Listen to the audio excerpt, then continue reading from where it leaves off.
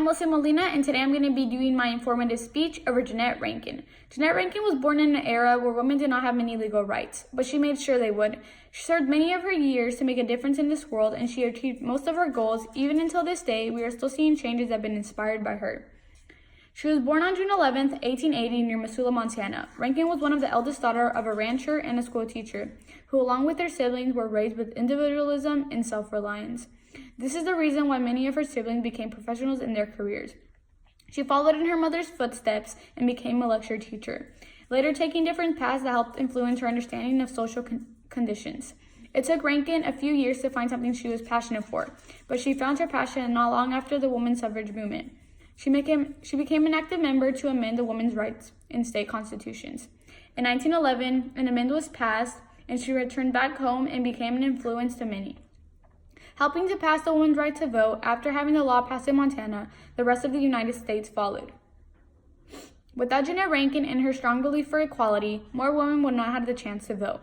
In 1916, Jeannette Rankin ran for the United States Congress and was the first woman ever to be elected.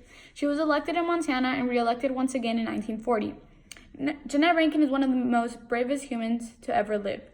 She stood up for what she believed in and made a huge impact in the women's rights.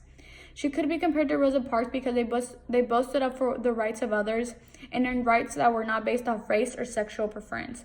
It is because of women like Jeannette Rankin that our country has the rights it has today.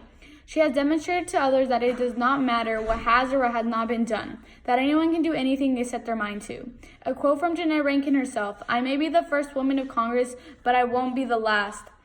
Giving hope for a future change and inspiring other women during Rankin's time in Congress, she was the only person ever to vote against the United States entering World War I and World War II.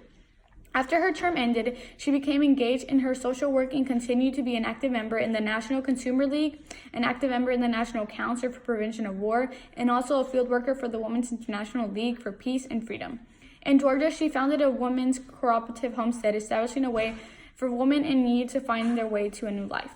The National Organization for Women then chose Rankin as the first inducted into the Susan B.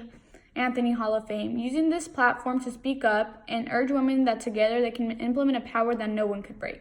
After Jeannette Rankin's death on May 18, 1973, in California, she was cremated and her ashes were scattered across the ocean. A statue was placed in her honor in the Capitol Statuary Hall in 1985. For her efforts of world peace and women's suffrage, even after her death, her legacy of touching lives continues.